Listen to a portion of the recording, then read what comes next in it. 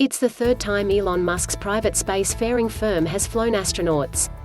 4 astronauts from 3 countries bound for the International Space Station launched from the Florida coast early Friday morning as part of NASA's SpaceX Crew 2 mission.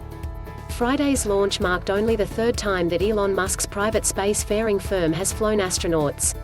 It also ushered in a new era of reusability in human space exploration, as the mission uses the same Falcon 9 rocket that sent 4 astronauts to the ISS last November and the same Crew Dragon spacecraft that sent and returned 2 astronauts during the first crewed SpaceX flight last May.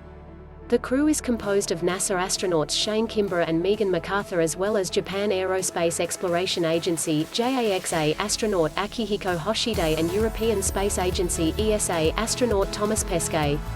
They are set to stay on the space station for a 6-month science mission. "I met with the crew last night, they are ready to go," NASA's acting administrator Steve Jurczyk said at a pre-launch news conference from the Kennedy Space Center on Wednesday. "I asked them what they look forward to most in the mission, and they said launching and getting up on station and getting to work." He lauded that this marks the 3rd launch in less than a year for NASA's Commercial Crew program, which tapped private sector firms such as SpaceX to help bring launch capabilities back to U.S. soil after a nearly decade-long dependency on Russia. The launch was originally scheduled for early Thursday morning but was moved to Friday due to downrange inclement weather.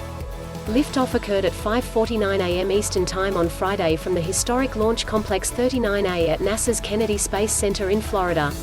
The Crew Dragon spacecraft is scheduled to dock to the space station at around 5:10 a.m. Eastern Time on Saturday. Prior to liftoff, the U.S. Space Force 45th Weather Squadron had forecast a 95% chance of favorable weather conditions in the area for a launch. NASA's live coverage of the launch kicked off at 1:30 a.m. Eastern Time on its website and social media accounts.